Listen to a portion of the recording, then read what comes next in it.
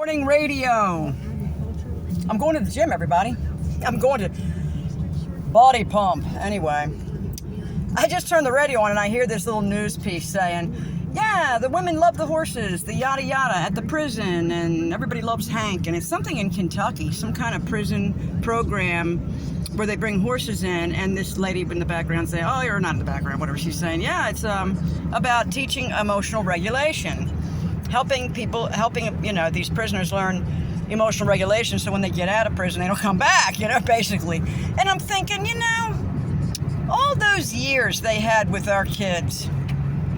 I mean, from the time, and first it was 6 hours a day, 5 days a week, 9 months a year, and then they had to extend the school day a little longer, and a little longer, and a little longer than the school year, a little longer, a little longer.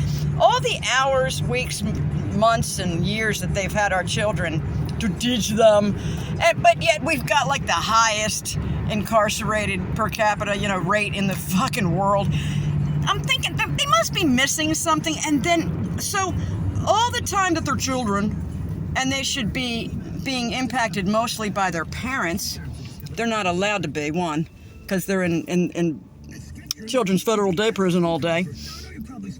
But they encourage the children to be, act, and feel whatever way they want. Now, granted, feelings come and you have to deal with it. There's nothing you can do to control the way you feel, but you have to control the way you behave as a result of these feelings, and feelings change like weather, and for other reasons. But it seems to me like, wouldn't that be the best time to teach that? Emotional regulation would be in the school. So instead of telling everyone in the class that we must accept that little Johnny now says he's a kitty cat or a girl, what the we should be teaching them emotional regulation. If you're going to make them go, I'm saying, if you're going to make them go. I mean, these are adults, and I'm not saying that I didn't need help with it. I did, because what they do is they sweep under the rug massive psychological fuckings of your kids' heads and their minds and their hearts. They just gloss over, like, no big deal, just get over it, man. Just burp, burp, burp, burp. And then later, when we're in prison, they're like, oh, you don't know how to manage your feelings? Well, look what y'all did! Anyway, that's all I got to say about that. They ain't helping. They're making it worse. And then they're like, look how great we are. We bring this horsey over so these ladies in prison can play with it.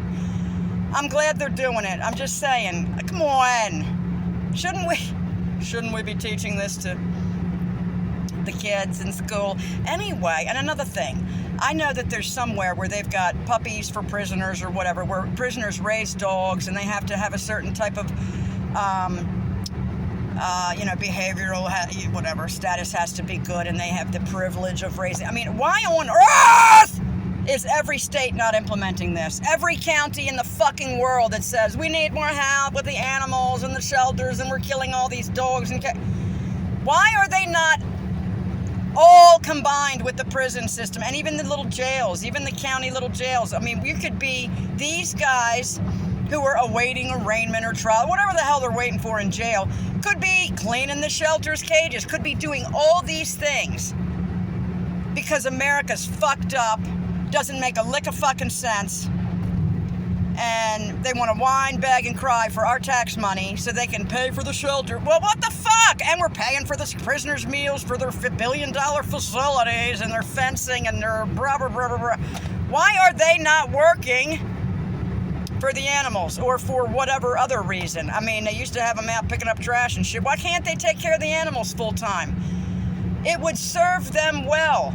Lots of these people in prison are in there because of bad luck and bad upbringing but they're not bad people. Like, if they had a chance, they'd be like, oh, if they had a chance to love something, a dog that was, they might get the fuck up out of there. Look at the recidivism with the recidivism. What is that word? The repeat offender rate for those that have raised the dogs and come out. Probably much lower. Let's look into it. Probably much, much lower than those stuck in a regular facility and frickin' raped and insulted and had to join a gang to survive and blah, blah, blah, regular prison system. I mean, I bet you there's a lot less guys coming back that have been able to raise or own a kitten or have a dog or whatever the programs are. And some of them just allowed to have a kitten. I mean, they're like, Arizona, aren't they outside under tents in pink uniforms and pink, like, what's that guy's name anyway? Maricopa County? Anyway, they're like, fuck these guys. They're monsters. Yeah, I think a lot of them might be. I'm sure that many prisoners are monsters, but I know there's a lot of decent people in there too. And I just feel like they deserve a chance to, help. Help us, please, prisoners that are decent-hearted that would like to take care of these animals. Let's combine these facilities immediately. You don't see that on the ballot, do you? Nope. Just let's kill all these dogs and kill all these cats and beg people for money and let these animals live in, filth and everything else because there's just not enough people to take care of them. Bullshit. They're all in the prisons. There's billions of them. Look around America.